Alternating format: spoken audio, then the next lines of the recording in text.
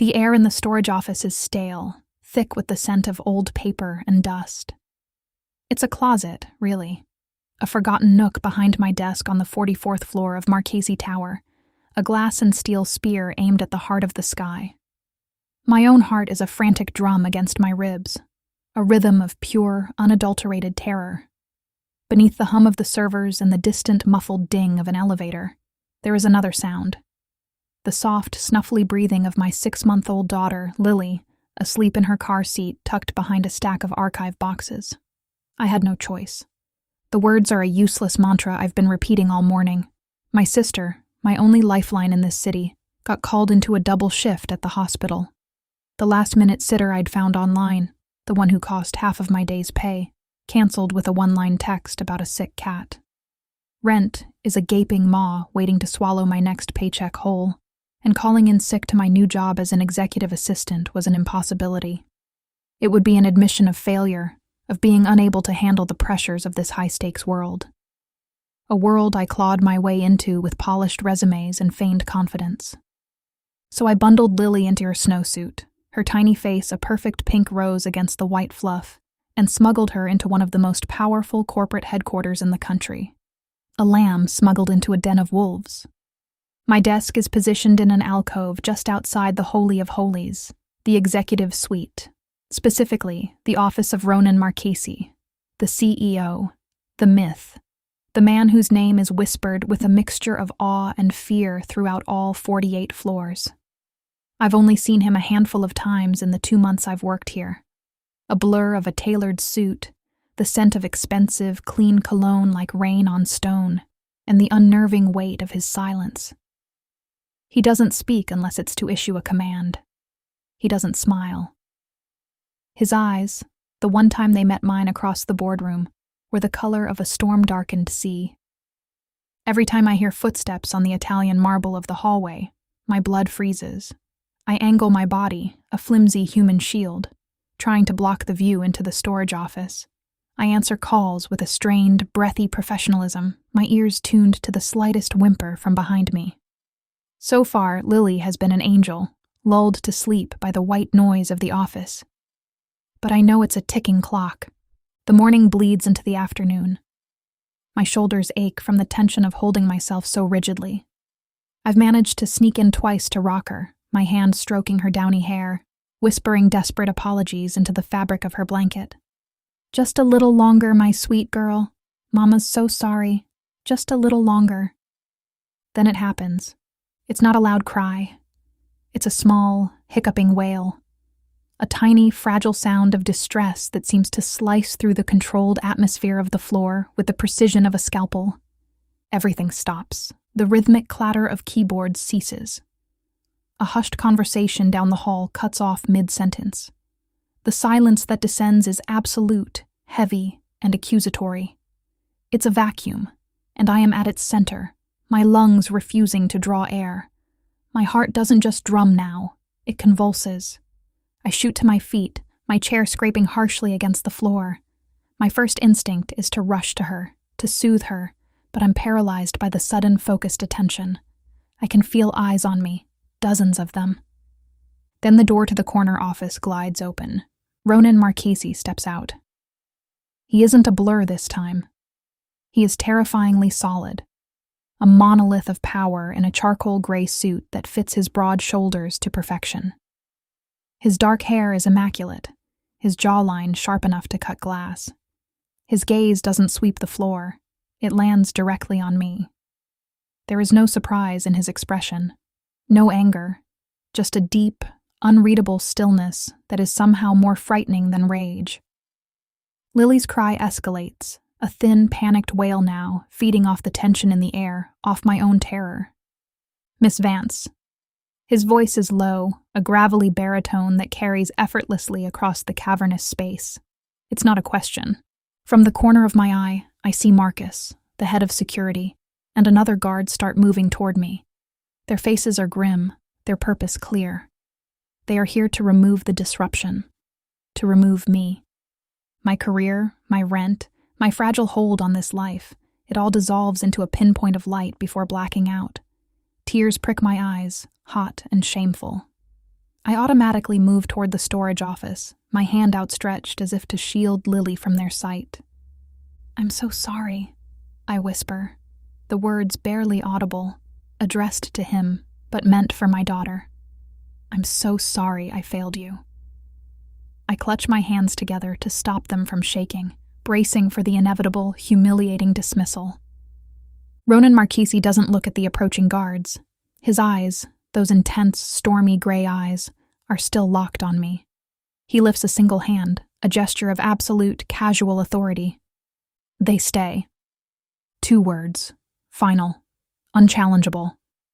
Marcus and the other guard freeze mid-stride, their professional impassivity momentarily broken by a flicker of confusion. They exchange a glance, then retreat as silently as they came. The spell is broken. The keyboards start their timid clatter again, the ambient noise of the office slowly returning. But it's a facade. Everyone is listening. Everyone is watching.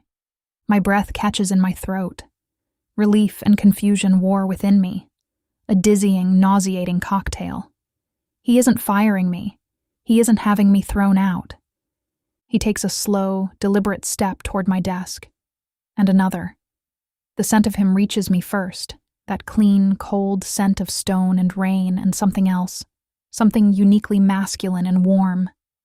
He stops just feet away, his height casting a shadow over my entire workspace. He doesn't look at me now. His gaze has shifted, directed past me, into the dimness of the storage office where my daughter's cries are slowly quieting into soft, exhausted sobs.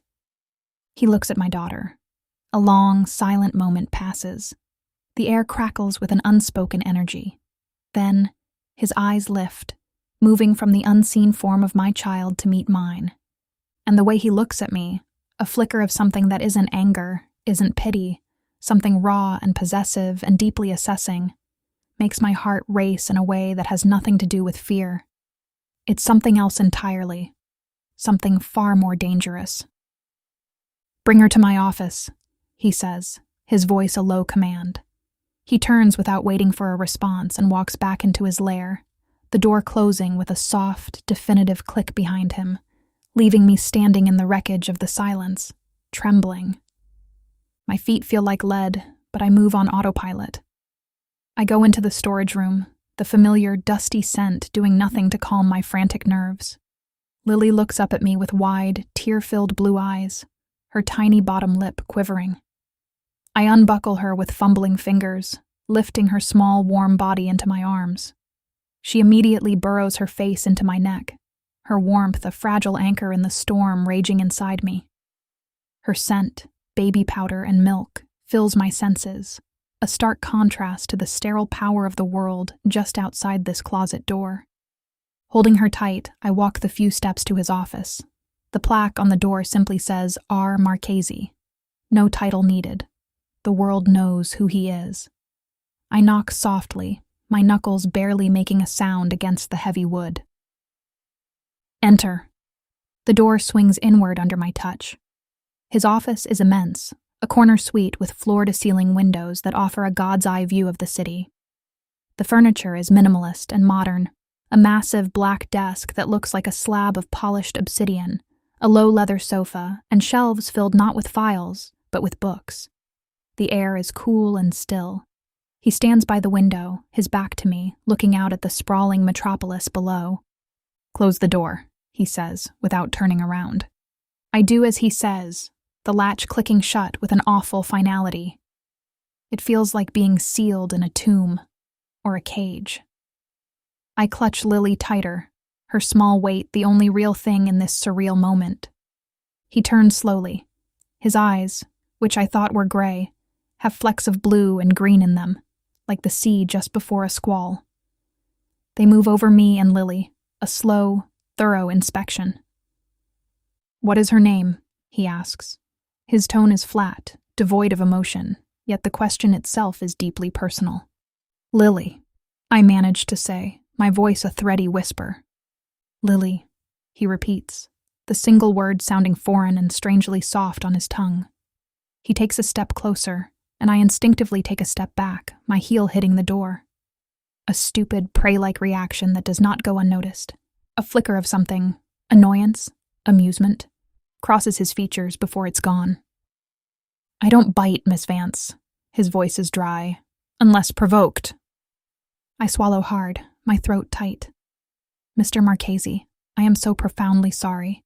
This will never happen again. I was desperate. My sitter canceled, and I know it's no excuse. He waves a dismissive hand, cutting off my frantic apology. Excuses are irrelevant. The situation is what it is. A baby cannot remain in a storage closet. Here it comes. The firing. He's just drawing it out, the cruel bastard. I understand. I'll pack my things. You will do no such thing, he states, his voice sharp, commanding. He walks over to his desk and presses a button on an intercom. Helena, cancel my afternoon. All of it. And have the East Penthouse suite prepared for a new occupant. Immediately. Full service.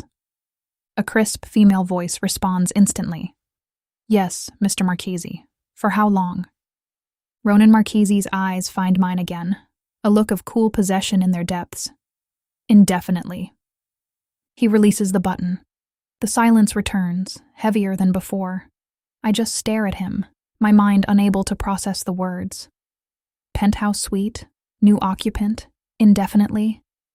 I don't understand. I stammer. It's quite simple, Miss Vance. You have proven yourself to be a competent assistant, resourceful even. A ghost of a smile touches his lips, but it doesn't reach his eyes. I have no intention of losing you.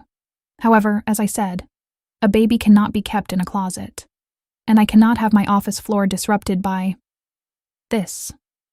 He gestures vaguely toward Lily, who is now quietly sucking on her fist, watching him with wide, curious eyes.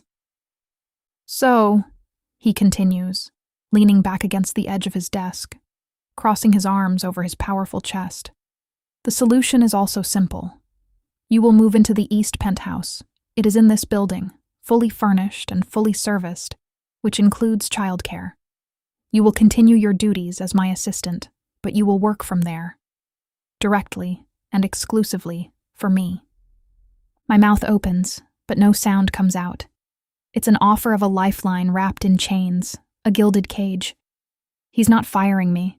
He's absorbing me, bringing me and my daughter entirely into his orbit, under his complete control. Why? The word escapes me before I can stop it. It's a foolish, dangerous question. He pushes off the desk and closes the remaining distance between us. He's so close now I can feel the heat radiating from his body. He doesn't look at me. He reaches out a hand, not to me, but to Lily. His long, elegant fingers, which I've seen sign documents worth millions, gently, almost hesitantly, touch her cheek. His touch is surprisingly soft. Lily, who usually fusses at the touch of strangers, just stares up at him. She gurgles, a happy little sound, and her tiny hand comes up to grasp his finger. A muscle jumps in Ronan's jaw. His expression is unreadable, a mask of stone, but his eyes are fixed on the point of contact where my daughter's tiny fist is wrapped around his finger. For a split second, the mask cracks. I see a flash of something raw, something ancient and painful, a flicker of profound loss. It's there, and then it's gone, the steel shutters slamming back down. He pulls his hand back as if burned. He straightens up, his full height towering over me. Because I have made my decision, he says, his voice once again cold and remote. That is the only reason you require. Helena will have a key card for you in an hour. Go and collect whatever personal items you and your daughter will need for the night. The rest of your belongings can be moved from your apartment tomorrow. He doesn't ask if I have an apartment. He knows. He doesn't ask if I agree. He assumes. It's not a negotiation. It's a decree. I am trapped by my desperation, trapped by his impossible, terrifying generosity. Leaving means unemployment and homelessness. Staying means, what? What does it mean to belong to a man like Ronan Marchesi? I look down at Lily, her face peaceful now, her eyes drooping with sleep. I brought her here to keep her safe, to keep our life together. And now, because of her, Our life has been irrevocably hijacked. Okay, I whisper, the word tasting like surrender. Okay, Mr. Marchesi. Ronan, he corrects me, his voice a low murmur. You work for me now. Directly. You will call me Ronan. And in that moment, I understand. I am no longer just an employee. I am his. And so is my daughter. The thought sends a shiver down my spine that is equal parts terror and a strange, bewildering thrill. The penthouse is an exercise in silent, extravagant taste. It's less of an apartment and more of a private kingdom in the sky. The elevator opens directly into a foyer of gleaming marble, which then spills into a living area with windows for walls. The city is laid out before me like a carpet of glittering jewels. Everything is in shades of cream, charcoal, and muted silver. It's beautiful and utterly impersonal. A luxurious, sterile cage. Helena, a severe woman with her hair in a tight chignon and an air of unflappable competence, had given me a brief sterile tour. Chef will contact you for your dietary preferences. Housekeeping comes at 10 daily, but you can adjust that. A nanny, vetted by Mr. Marchesi's personal security, will arrive at 8 tomorrow morning. Her name is Sophia. Her file is on the tablet. She pointed to a sleek black device on the kitchen island. Mr. Marchesi will forward your work assignments to this device. Your access is restricted to this floor in the lobby. Any needs you have can be directed to me. Then she was gone, leaving me and Lily in the deafening silence. Lily, overwhelmed by the new space, started to cry. I walked her through the rooms, my own feet sinking into plush, pale rugs. A master bedroom with a bed so large it felt obscene, an ensuite bathroom bigger than my entire old apartment, and a second bedroom, already prepared for a baby. A beautiful, handcrafted wooden crib stood in the center, a mobile of silver stars hanging above it. The closet was already stocked with diapers, wipes, formula, the expensive organic kind I could never afford, and even a few sets of soft, cashmere baby clothes. He had thought of everything. The thoroughness of it is what unnerves me the most. This wasn't a spontaneous decision. It was an acquisition. A problem was identified, the baby, and a solution was executed with ruthless efficiency. Days begin to bleed into one another, marked by a strange, dislocated rhythm. In the mornings, Sophia arrives. She is a warm, grandmotherly woman with kind eyes and gentle hands, and Lily adores her instantly. This frees me to work. My assignments appear on the tablet. Reports to summarize, schedules to organize, research to conduct.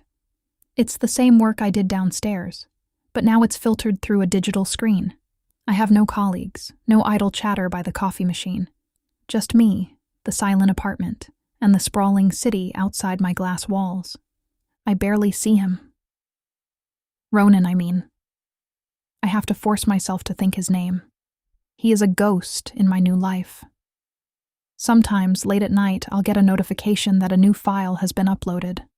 I know he's still in the building, working in his office 40 floors below. Sometimes, I stand by the window and look down, wondering if I can see the light of his office, a beacon in the dark. He never comes to the penthouse, but his presence is everywhere. In the food that appears in the fridge, perfectly aligned with the preferences I'd nervously listed for the chef. In the fresh flowers that are replaced every 2 days. In the quiet, constant hum of the building's systems that keep me warm and safe. He is an invisible, omnipotent God in this small universe he has created for me. The fear I first felt has subsided, replaced by a dull, persistent anxiety. I am living in a dream, but I know it could shatter at any moment. I am grateful, desperately grateful. Lily is thriving. She's happy and safe. I don't have to worry about rent, about bills, about anything. But I am not free. I have traded one kind of desperation for another. I feel like a rare bird kept in a magnificent aviary, all my needs met, except the need to fly. One evening, about a week after I moved in, I'm rocking Lily to sleep in the nursery. The city lights are just beginning to flicker on, painting the sky in hues of orange and purple. A soft chime sounds from the foyer. Not the elevator, but a discreet doorbell. My heart leaps into my throat. No one ever comes here. I lay Lily gently in her crib, my hands trembling slightly. I smooth my simple sweater and walk to the door, peering at the small camera feed on the wall panel. It's him. Ronan stands there, holding a briefcase. He looks tired. The severe lines of his face are deeper than usual. For a moment, I just stare at his image on the screen. Then, gathering my courage, I press the button to open the door. He steps inside, bringing the cold night air and the scent of the city with him. His presence instantly shrinks the cavernous space. He doesn't say hello. He just looks at me, his eyes doing that slow, thorough sweep that makes me feel completely exposed. I need the preliminary findings on the Hawthorne merger, he says, his voice rough with exhaustion. The file I sent this afternoon. Of course, I say, my own voice sounding too high.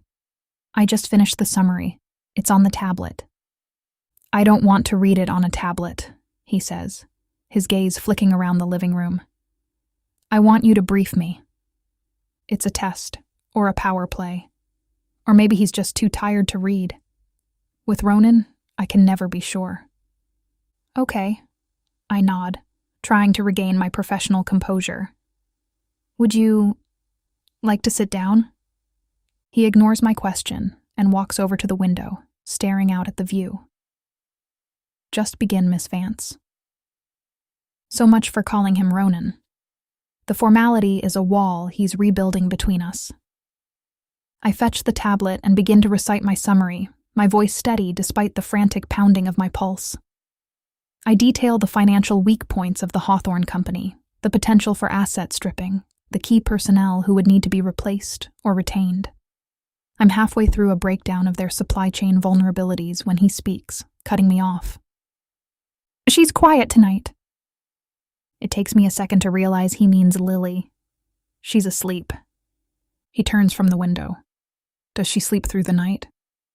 The question is so normal, so domestic, it throws me completely off balance. Mostly, sometimes she wakes up for a feeding around 3. He nods slowly, his eyes distant. He looks past me, toward the hallway that leads to the nursery. You're lucky. The words are quiet, laced with a strange, hollow quality. It's the first thing he's said to me that feels human, not like a command or a statement of fact. Is everything all right, Mr. Marchesi? I ask, emboldened by this crack in his armor. His eyes snap back to mine, cold and sharp. The moment of vulnerability is gone. The Hawthorne report. Continue. I finish the briefing, my voice more subdued this time. When I'm done, a heavy silence falls between us. He continues to stand by the window, a dark, imposing silhouette against the glittering cityscape. I don't know what to do. Am I dismissed? Should I go to my room? Thank you, Elara, he says, his voice low. He uses my first name. The switch is dizzying. That was sufficient. He walks toward the door, and I feel a strange pang of disappointment. I want him to go, to leave me with the familiar, safe silence. But another part of me, a foolish, reckless part, wants him to stay. He pauses with his hand on the door. There was a package delivered to the main office for you today, from your previous address. Oh, I say surprised. I didn't expect anything. My security team scanned it. It's a box of personal effects, photos, things of that nature. His gaze is intense. There was also a letter from a man named Daniel. The name hits me like a physical blow. Daniel, Lily's father. The man who swore he loved me and then vanished the day I told him I was pregnant, leaving nothing but a scribbled note and a mountain of debt. I see, I say, my voice wooden. All the air has been sucked from the room. He is trying to find you, Ronan states. It's not a guess. He won't, I say, a bitter certainty in my voice. He's not the type to try that hard. Ronan watches me, his expression unreadable. People can be motivated by circumstance. My security will handle it. He will not be able to contact you here. You are safe. The words are meant to be reassuring, a promise of protection, but they sound like a declaration of ownership. He will not be able to contact you. I am his to protect, his to seclude. The bars of my gilded cage just became a little more visible. The package will be brought up in the morning, he says, his tone once again all business. He opens the door. Good night, Elara. Then he is gone, leaving me alone with the ghost of a man I've tried so hard to forget, and the chilling realization that my new protector knows all of my secrets.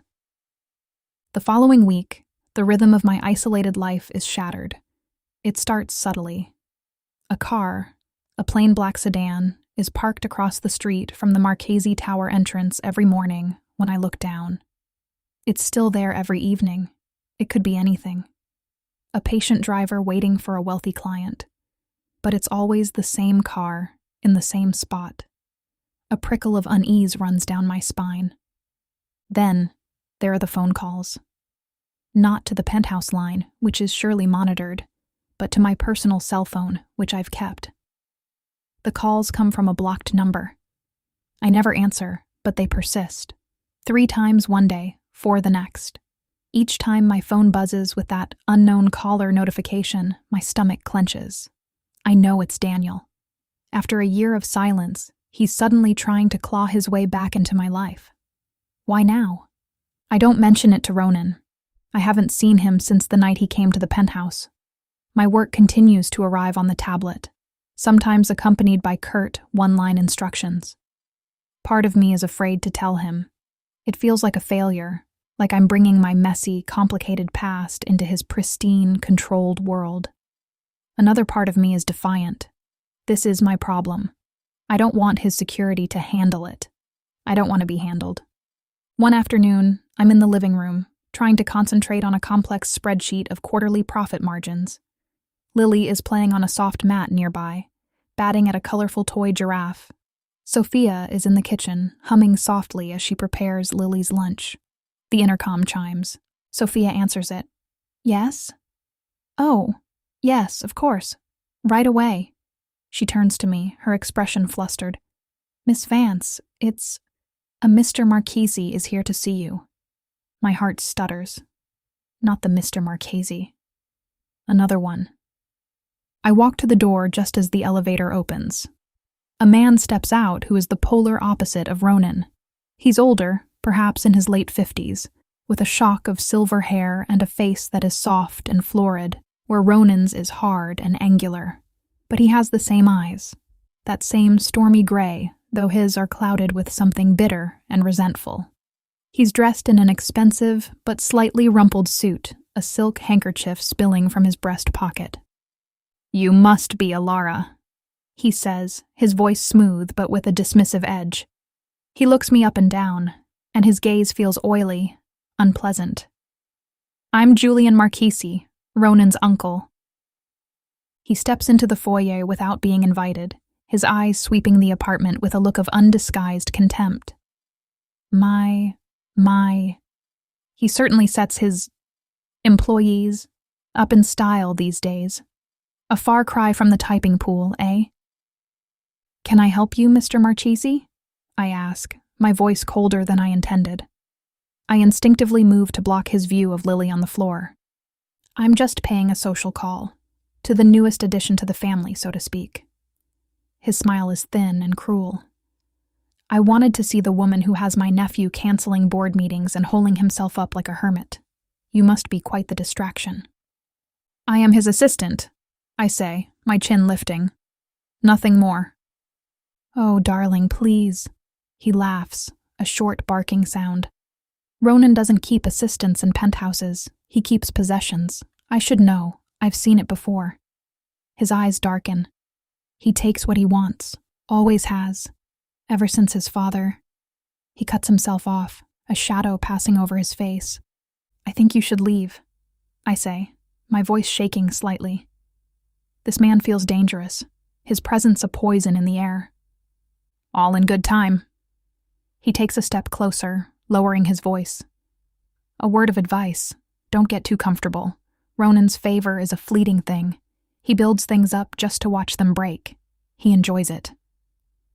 Just then, Lily makes a small, unhappy noise. Julian's eyes dart toward the sound, and for the first time, he seems to truly notice her. His unpleasant smile returns. And he's even provided you with a child. How convenient. He always did want one of his own to control. Before I can respond, before I can scream at him to get out, the elevator chimes again. The doors slide open, and Ronan is there.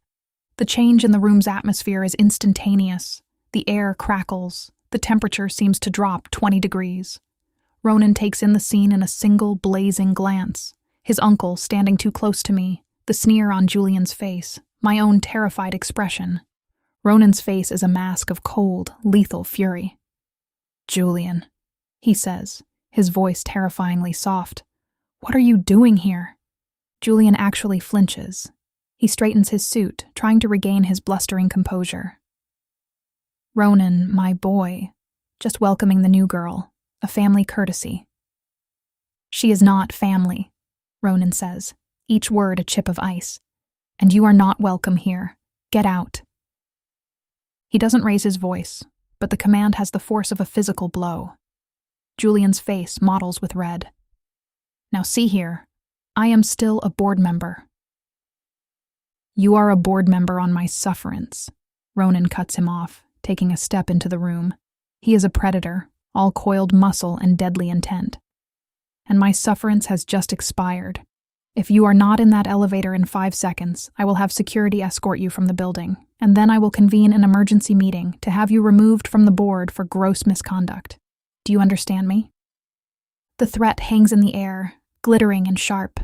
Julian's bluster evaporates, replaced by a sullen, impotent rage. He glares at Ronan, then at me, a look of pure hatred in his eyes. Without another word, he turns and stalks into the elevator. The doors slide shut, sealing him away. The silence he leaves behind is profound. I am trembling, my arms wrapped around myself. Ronan stands in the foyer, his chest rising and falling heavily. He hasn't looked at me yet. He's still staring at the elevator doors, as if willing them to melt. Finally, he turns his head, and his gaze falls on me. The fury is gone, replaced by that intense, assessing look. "Are you all right?" he asks, his voice still tight.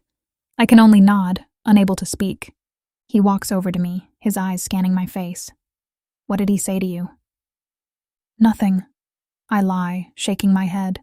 "He was just unpleasant." Ronan's jaw tightens. He knows I'm not telling him everything. "Julian is a problem. He will not bother you again. It's a vow." He then looks past me to where Lily is now sitting up, watching us with wide, solemn eyes. His entire demeanor softens. The hard lines of his face seem to melt away, leaving him looking younger, more vulnerable. "I came to check on you," he says quietly, his eyes still on my daughter. "I was informed there was an unauthorized visitor on this floor." His security is even more comprehensive than I imagined. He knew Julian was here the moment he stepped out of the elevator. He came to protect me. The thought is both comforting and deeply unsettling. "Thank you," I whisper. He finally looks at me, his eyes dark and serious. "Elara, the calls you've been receiving on your cell phone, they're from Daniel Collins, aren't they?" My blood runs cold. He knows. Of course he knows. How? My people are very thorough. He says it so simply, as if it's the most natural thing in the world to have my private phone calls monitored. The violation of it makes me feel sick. "You have no right," I breathe, anger finally overriding my fear. "I have every right," he counters, his voice low and firm. "I have the right to protect my assets. I have the right to neutralize threats to my environment. He is a threat. My uncle is a threat. Anything that could bring chaos into this space, I will eliminate." "I am not an asset," I spit, my voice trembling with rage. "I am a person. Lily is a person. We are not items on a balance sheet you can control." "Aren't you?" he challenges, taking a step closer. The space between us hums with tension. I provide your home, your food, your security. Your daughter's every need is met. In return, I require your loyalty and your competence, and your transparency. By hiding this from me, you have broken that contract. We don't have a contract, I cry, tears of frustration stinging my eyes. You abducted me. You trapped me in this beautiful prison, and you think that gives you the right to own me. I saved you, he says, his voice a raw, ragged whisper. He's so close now. His heat is a furnace against my skin. You were seconds away from being thrown onto the street with your child. I gave you a sanctuary, and this is how you repay me, with lies and secrets? The injustice of it, the truth of it, it's all too much. I can't breathe. Just then, a loud clap of thunder rattles the windows. The lights flicker once, twice, and then die. The apartment is plunged into darkness, the only illumination coming from the emergency lights in the hallway and the distant, storm-swept city. Lily lets out a terrified wail. The argument is forgotten. Instinct takes over. We both move at the same time, two shadows converging in the dark toward the sound of my crying child. In the dim, eerie glow, our hands brush as we both reach for Lily. A jolt, electric and shocking, passes between us. I pull my hand back as if burned. Ronan scoops Lily up into his arms with a surprising, practiced ease. Shh, little one, he murmurs, his deep voice a soothing rumble. He holds her against his chest, rocking her gently. It's just a storm. You're safe. Lily's cries slowly subside, her small body relaxing against the solid wall of his chest. He holds her like he was born to do it. I watch him, my anger and fear momentarily forgotten, replaced by a profound sense of wonder. Who is this man? This ruthless tycoon who bullies his relatives and spies on his employees, yet can soothe a frightened baby with a touch and a word. The power outage has trapped us in the dark, 45 floors up, with a storm raging outside and a different kind of storm brewing between us.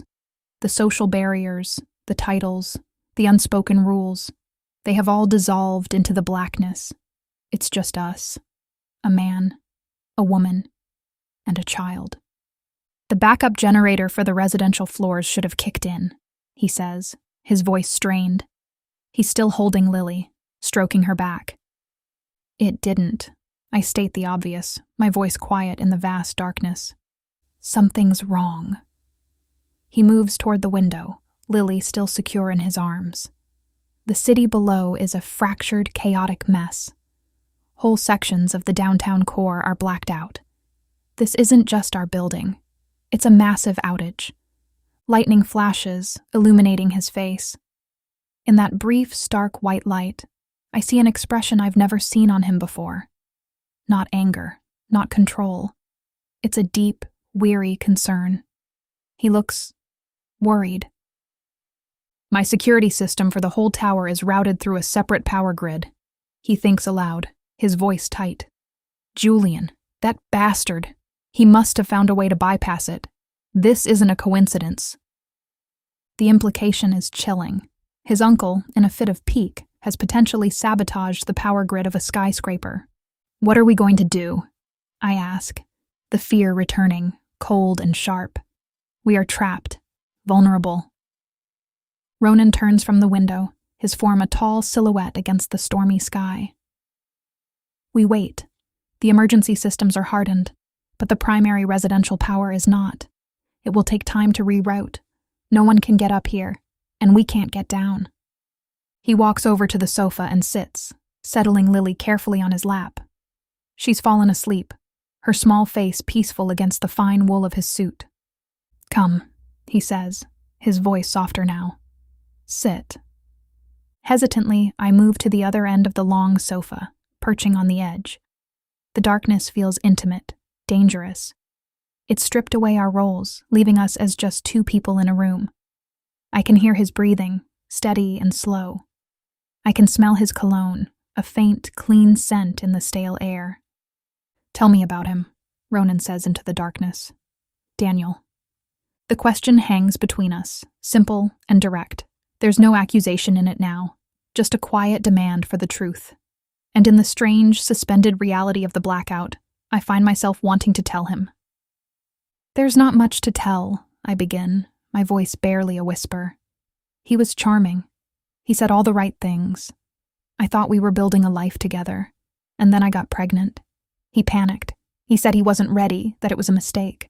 One morning, I woke up and he was gone. He cleaned out our joint bank account, which wasn't much, but it was all I had. I stop, the shame and hurt still a raw wound, even after all this time. I've never told anyone the full story, not even my sister. Ronan is silent for a long time. I can just make out his shape in the gloom, the way he's looking down at Lily, his hand resting protectively on her back. He was a fool, he says finally, his voice a low growl of contempt. To throw this away.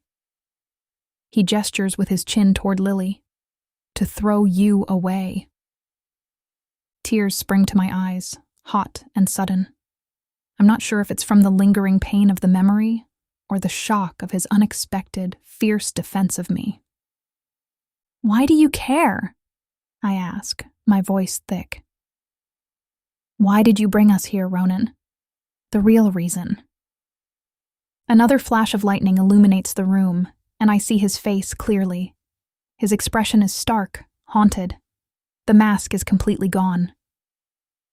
Because I know what it is to lose everything, he says, his voice raw. My younger sister, Isabella, she was killed in a car accident when she was 19, a drunk driver. My father, he never recovered.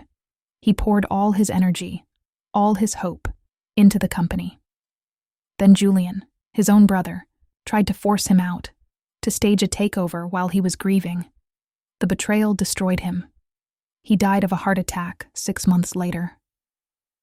The confession hangs in the dark, heavy and suffocating. The mythical, untouchable Ronan Marchesi is gone, replaced by a man forged in tragedy and betrayal. His obsession with control, his distrust, his fortress of solitude, it all suddenly makes a terrible, heartbreaking sense. He blamed me. Ronan continues, his voice hollow. My father. He said I should have been there, that I should have protected them, and he was right. He looks up then, his eyes finding mine in the darkness. They are filled with a pain so profound it takes my breath away. I will not fail to protect what is mine again, he says, and his gaze drops to Lily, then moves back to me. The meaning is unmistakable. He considers us his. My anger, my fear, my resentment, it all washes away, replaced by a wave of something else, something warm and aching and terrifyingly powerful. Empathy, understanding. I don't know what to say. The magnitude of his loss is too vast for empty platitudes, so I just sit there, sharing the darkness with him, the silence filled with his ghosts and my own. Slowly, I slide across the sofa cushion until my leg is just barely brushing against his. He doesn't pull away.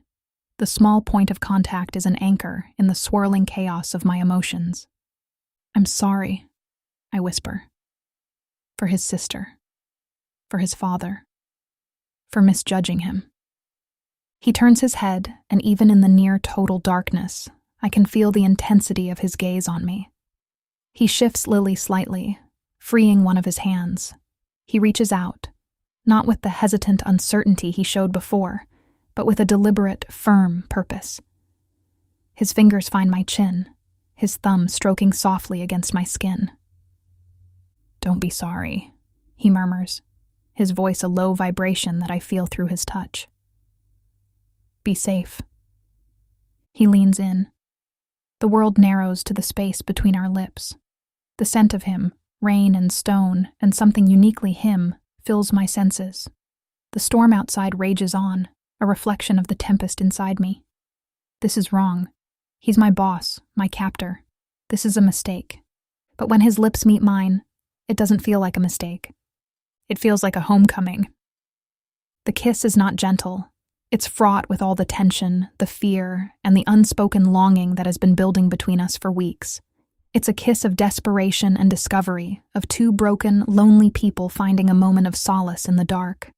His lips are firm, demanding, and I meet his pressure with a need I didn't even know I possessed. I thread my fingers into his hair, my other hand coming to rest on his chest, over the steady, powerful beat of his heart. He groans softly, a sound of pure, unguarded feeling that shatters the last of my reservations. This is real. This is not a power play. This is a man bearing his soul in the only way he knows how. When we finally break apart, we are both breathless. He rests his forehead against mine, his breathing ragged. Lily is still asleep in the crook of his other arm, a small, innocent life oblivious to the cataclysmic shift that has just occurred. "Elara," he whispers, my name a prayer against my lips. Before I can answer, the lights flicker back on. The apartment is flooded with the soft, ambient glow of the lamps. The hum of the building's systems returns. The blackout is over. The sudden brightness is harsh, intrusive. We pull back from each other, blinking like creatures of the night forced into the day. The intimacy of the darkness is shattered, and we are once again Ronan Marchesi, the billionaire CEO, and Elara Vance, his assistant. But something has irrevocably changed. The lines have been blurred forever. He looks at me, his eyes dark and turbulent with 1,000 unsaid things. He looks at Lily, asleep in his arms. He looks at my hand, which is still resting on his chest. I pull it away quickly, my cheeks flushing with heat. He carefully stands, cradling Lily, and walks her to the nursery. I follow, my legs unsteady. I watch as he gently lays her in her crib, his movements full of a tenderness that makes my heart ache. He pulls the blanket up to her chin, his large hand lingering on her tiny back for a moment. When he turns back to me in the hallway, his face is a mask of cool control once more, but his eyes betray him. They are full of the storm that just passed between us. "I will find out who was responsible for this," he says, his voice tight with renewed anger. "I will deal with Julian, and I will deal with Daniel Collins. This ends now." He strides toward the door, all business again. But as he passes me, he pauses. He reaches out and tucks a stray strand of hair behind my ear, his fingers brushing against my cheek. The brief touch is more intimate than the kiss. "Get some rest," he says softly. And then he's gone. I stand there for a long time, my fingers pressed to my lips, the ghost of his kiss still burning. The cage doesn't feel like a cage anymore. It feels like a sanctuary, and its keeper is no longer a monster. He is a man I just kissed, a man I am inexplicably, terrifyingly falling for. The days after the blackout are different. The tension is still there, but it's changed. It's no longer the tension of prey and predator. It's the humming, electric tension of unspoken attraction. Ronan doesn't come to the penthouse again, but his presence feels closer than ever. My assignments still arrive on the tablet, but now they are sometimes accompanied by a message. "Is Lily sleeping well?" Or, "The chef mentioned you like risotto. I've asked him to make it tonight." Small things, personal things, cracks of light in his fortress walls. I find myself thinking about him constantly, replaying the kiss in the dark, remembering the raw pain in his voice when he spoke of his family. I am no longer just his employee. I am his confidant, the keeper of his secrets. The dynamic has shifted. I feel less like a possession and more like a partner. It's a dangerous feeling. His war against the threats he named is swift and silent. One morning, I look out the window and the black sedan is gone. The calls from blocked numbers stop. A few days later, a sterile corporate memo appears on my tablet announcing that Julian Marchesi has retired from the board for personal health reasons, effective immediately. Ronan is a man who eliminates problems, efficiently and ruthlessly, and he has eliminated mine. The gratitude I feel is immense, but it's tangled with a new kind of fear, a fear of my own feelings. I am starting to feel safe here, to feel at home. I watch Lily thriving under Sophia's care, growing bigger and more alert every day. and I know this is the best life I could ever have given her. A life provided by Ronan. I need to know more. I need to understand the man I kissed, the man who has taken over my life. My work gives me access to the company's digital archives. One night, fueled by a reckless curiosity, I start digging. I tell myself it's for my own protection. I need to know what I'm dealing with. But it's more than that. I am hungry for him. I search for files on Julian, on the old board members, on the accident that killed his sister. Most of it is sealed, protected by layers of high-level encryption. But I am good at my job. I am resourceful. I find a back door, a forgotten data transfer log from years ago, and I find a folder that makes my blood run cold. The folder is labeled with a project code, but when I open it, the first file is a deep dive background check. On me. It's all there. My entire life, distilled into cold, hard data. My school records, my previous jobs, my financial history, my sister's address. Every detail of my sad, messy life.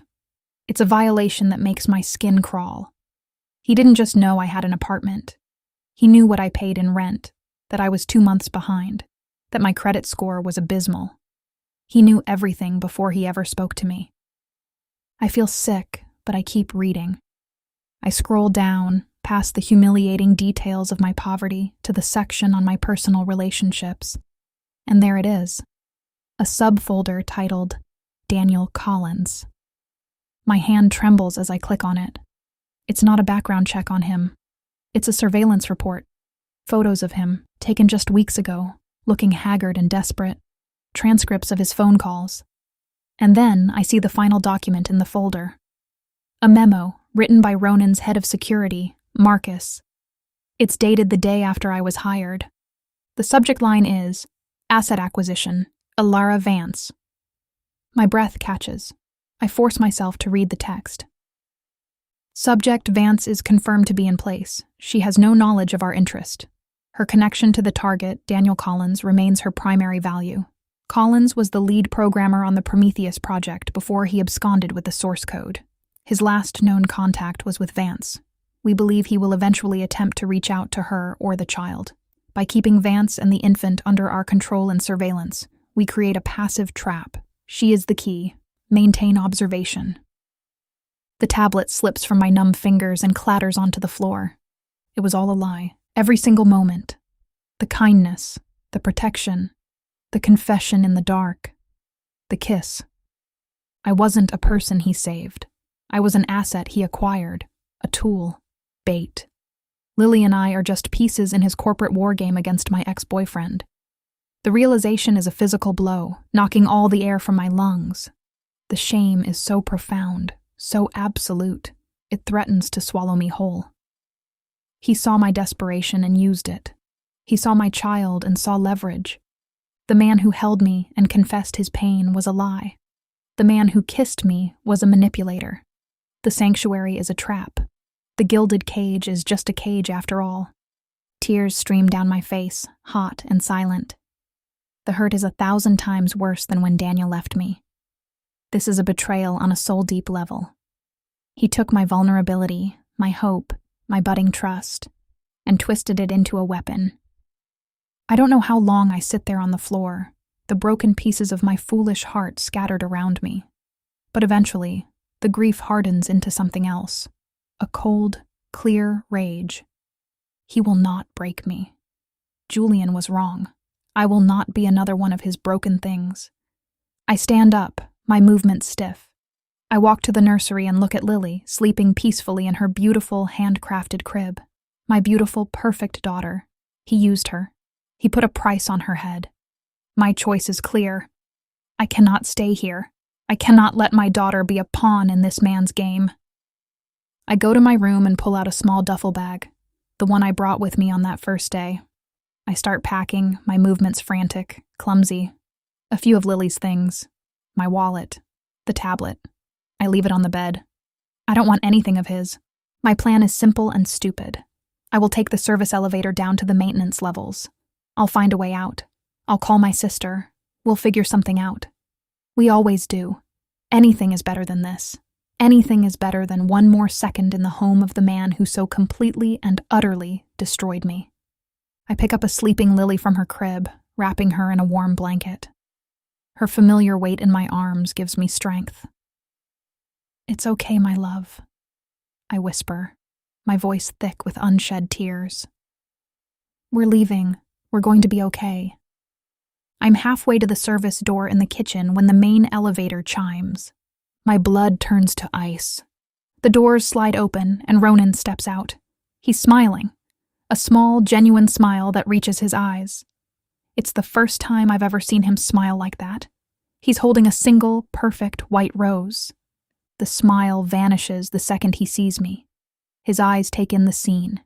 Me, clutching Lily, the duffel bag slung over my shoulder, my face streaked with tears. His expression hardens into confusion, then dawning horror. "Elara?" he says, his voice laced with alarm. "What's wrong? Where are you going?" I can't speak. I can only stare at him, my heart a cold, dead stone in my chest. The man with the rose. The man with the surveillance files. "What happened?" he demands, taking a step toward me. The rose falls from his hand, forgotten, onto the marble floor. I find my voice. It's a ragged, broken thing. "The Prometheus Project," I say. The name hits him like a bullet. Every trace of color drains from his face. The control, the power, the confidence, it all evaporates, leaving him looking stark and utterly exposed. He knows. He knows what I found. "Elara, let me explain," he starts, his voice desperate. "Explain what?" I cry, my voice rising with hysteria. "Explain how you used me? How you used my baby as bait? How every word you ever said to me was a calculated lie to keep your asset in place? There's nothing to explain. There's only the truth. You are a monster." "It wasn't like that," he says, holding up his hands as if to ward off my words. "At first, yes. At first, you were a means to an end. Collins stole something that could ruin this company, something that could destroy everything my father built. I was desperate. But then I met you. I saw you. And it all changed." "Stop it!" I scream, taking a step back. "Stop lying. I saw the files, Ronan. I read the words. She is the key. That's all I am to you. That's all we are." "That's not true," he insists, his voice raw with a pain that mirrors my own. "I don't care about the code anymore. I don't care about Collins. I care about you. I care about her." His gaze falls on Lily, and his expression crumples. "Elara, please, don't leave." The plea, the desperation in his voice, it almost breaks me. The part of me that fell for the man in the dark wants to believe him, but the evidence is too damning. The betrayal is too deep. "I can't," I whisper, clutching Lily so tightly she stirs in her sleep. "I can't trust you. I will never be able to trust you again." I turn to run, to get to the service door, to get away from him. But at that exact moment, the glass of the main window overlooking the city explodes inward. A deafening roar fills the apartment as the window shatters, sending a cascade of tempered glass across the room. A powerful gust of wind howls through the space, whipping papers and cushions into the air. Masked figures, clad in black tactical gear, are rappelling down from the roof, swinging into the apartment through the gaping hole. My scream is lost in the chaos. Before I can even process what is happening, Ronan moves. He is no longer the desperate lover or the calculating CEO. He is a warrior. In a blur of motion, he crosses the room, grabs me, and shoves me and Lily behind him, shielding us with his body. "Get down!" he roars, his voice a primal command that cuts through the noise. One of the masked men lands on the floor, a weapon raised. He's not pointing it at Ronan. He's pointing it at me, at Lily. "Give us the girl," the man says, his voice distorted by a modulator. "Collins sent us. He wants his daughter." Daniel. This is Daniel's doing. The final, unthinkable betrayal. He didn't want me back. He wanted his leverage. He sent these men to take my baby. The world tilts on its axis. My worst fears, the ones I didn't even have a name for, are made real. Ronan doesn't hesitate. He doesn't negotiate. He shoves a heavy marble side table with a grunt, knocking it over to create a flimsy barrier. "Stay behind me," he orders, his eyes blazing with a protective fury so intense it's terrifying. He's unarmed. They have guns. We are going to die. But then, the elevator doors slide open again. Marcus, Ronan's head of security, and 2 more guards in suits burst out, weapons drawn. "Marchesi security, drop your weapons!" Marcus yells. The apartment erupts into a maelstrom of violence. It's a blur of motion and sound, the sharp crack of gunfire, the shouts of men, the shattering of furniture. Ronan stays in front of me, a solid, immovable wall. He doesn't flinch. He doesn't move. His entire focus is on keeping us safe. One of the intruders breaks from the main fight and lunges for us. He's close, too close. He reaches for Lily. I scream and twist away, trying to shield her. Ronan meets him head-on. The fight is brutal and brief. It's not the elegant combat of movies. It's raw, desperate strength. Ronan moves with a deadly grace I never could have imagined, disabling the man with a series of precise, savage blows. The man crumples to the floor, groaning. The fight is over as quickly as it began. Ronan's security team is ruthlessly efficient. The intruders are subdued, disarmed, and being hauled to their feet. The room is a wreck. Glass is everywhere. The wind still howls through the broken window. In the ringing silence that follows, I can hear my own ragged breathing, Lily's frightened cries. I'm huddled behind the overturned table, shaking so violently I can barely stand. Ronan turns to me. His suit is torn, there's a cut on his cheekbone, but his eyes are clear. They are fixed on me, on Lily, full of a fierce, desperate concern. "Are you hurt?" he asks, his voice hoarse. I shake my head, unable to form words. He kneels in front of me, among the broken glass. He reaches out, not to touch me, but to gently push a strand of hair from Lily's face. His hand is shaking. "It's over," he says softly. "You're safe. I've got you." And in that moment, looking at him, the man who just fought for us, who put his body between us and certain danger without a second's hesitation, the truth hits me with the force of a physical blow. His words might have been a lie. His reasons might have been corrupt. But that protection, that fury, that was real. The man who stood in front of a gun for my child was the truest thing I have ever seen. The rage and betrayal inside me don't vanish, but they are joined by something else, a profound, undeniable recognition. He said he would not fail to protect what was his again, and he meant it. Tears, not of anger or fear, but of overwhelming, complicated emotion, streamed down my face. He sees the change in my expression. Hope, fragile and tentative, dawns in his eyes. "Elara," he whispers, his voice breaking. "I know what I did was unforgivable. I started this for all the wrong reasons, but I'm ending it for the right one, because I love you. I love her." My heart, which I thought was shattered beyond repair, gives a painful, hopeful lurch. I have a choice. I can hold on to the betrayal. I can take my daughter and run back to a life of fear and uncertainty. Or I can choose to trust the man in front of me, not the manipulator who brought me here, but the protector who just saved our lives. I can choose to believe that people can change, that his feelings now are genuine. I look down at Lily, who has quieted in my arms, her wide eyes fixed on Ronan's face. I look at him, kneeling before us, vulnerable and exposed, his heart in his eyes. Slowly, I reach out my free hand. He watches it, as if it's a lifeline. I lay my hand against the cut on his cheek. "You're bleeding," I whisper. Relief floods his face, so potent it's like watching the sunrise. He closes his eyes, leaning into my touch. "It doesn't matter," he says. "Nothing matters but you." The apartment is a disaster zone. His men are securing criminals, and the world outside is still a mess.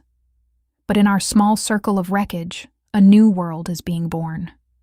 The old contract, the one based on lies and leverage, is null and void, shattered along with the window. Now, we have to decide what comes next. I make my choice. I choose this man. This broken, complicated, dangerous, fiercely protective man. I choose to believe him. I choose to stay. Okay, I say, my voice steady for the first time. Okay, Ronan.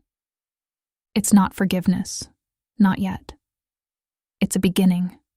A new pact, made not of desperation and deceit, but of a shared, terrifying, and beautiful truth. We are a family, forged in chaos, and we will face whatever comes next together. He gently takes Lily from my arms, holding her as if she's made of spun glass, and helps me to my feet. Standing amidst the ruins of his perfect penthouse, with my daughter safe in his arms, I don't feel like I'm in a cage anymore. I feel free.